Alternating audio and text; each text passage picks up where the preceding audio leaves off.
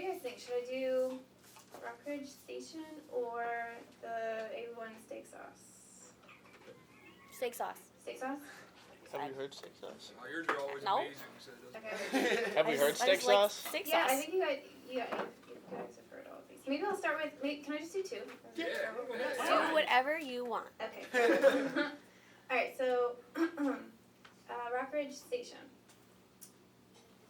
My mother is my aunt, is my sister, is myself. Drinking off failures, living as a lone sailor, drifting through memories like a poor man's wealth. I met my uncle in Starbucks for coffee. When I was there, he introduced me to his handshake home bodybuilders who were ringing out the shelves. His eyes were mine, were hers, and truly his. This monster father left his wife dead and 5 kids, bruised, breaking, begging, broken, broke. You sick little bastard whose legend we all like to brag. He worked for NASA as an engineer, Mr. Moneybags. Made these big blue eyes that we're told is a gem. This blind brick beauty that shields us from letting the shit seep in. But these eyes are him. They were never hers. The martyr, the mother, most missed girl who kept the 5 kids caged in a house with no remnants of home. I met his son in Starbucks. We sit alone and he cried the same as me. My mother is my aunt, is my sister, is myself, with a hard brow-bearing boys, blissfully feeling fear, because that's where they rested their heads. No bed, swimming in tears that burst from his face, out of rage, out of wrongness, out of right. Jesus is my only friend. Jesus is in my heart. Jesus is my guiding light.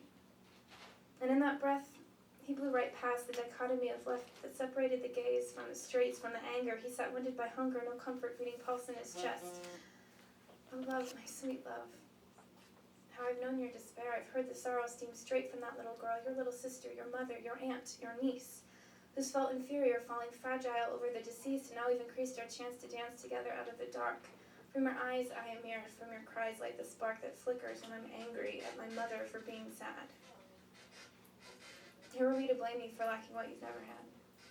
Because when you 5 took shits in the bathtub, after your house was condemned, after you laid garbage in the basement, after you grew a liking to the stench of the forgotten, the faded, the foul, the funk that lingers to the beat of the bass notes, that pulse as loud as you swim like a sailor into the wind of the damned, screaming, crying, shouting, I too should be fed, I too should be showered, I too should be dead. My mother is my aunt, is my sister, is myself. We can rest our heads, but we can't rest ourselves.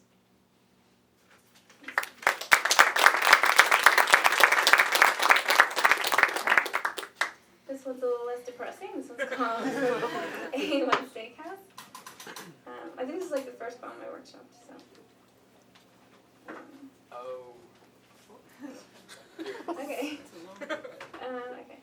I see a life so filled with color and dirt and shitty breakfasts that taste amazing when we fry our bread on the stove and drink tea at nighttime and sing in showers and paint pictures and cook in kitchens and keep so warm.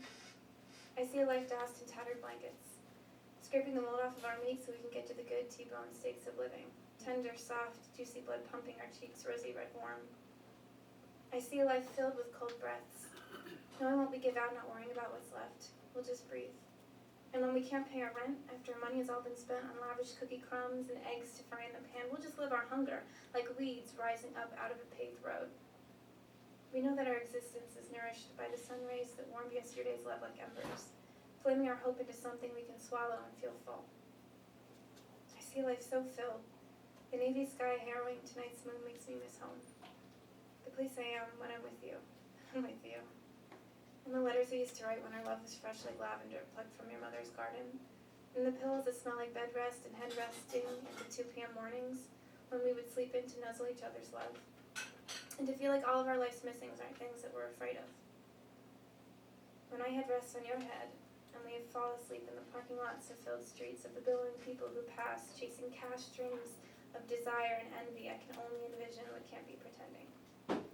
I see a life so filled with you, our little Hugh. Thank you. You guys have been so fucking awesome. Like